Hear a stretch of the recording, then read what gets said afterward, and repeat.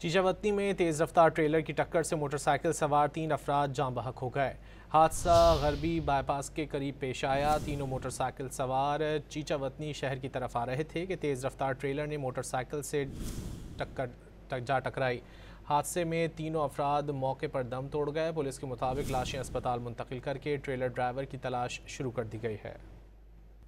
चीचावतनी में तेज़ रफ्तार ट्रेलर की टक्कर से मोटरसाइकिल सवार 3 अफराद जाँ बहक हो गए।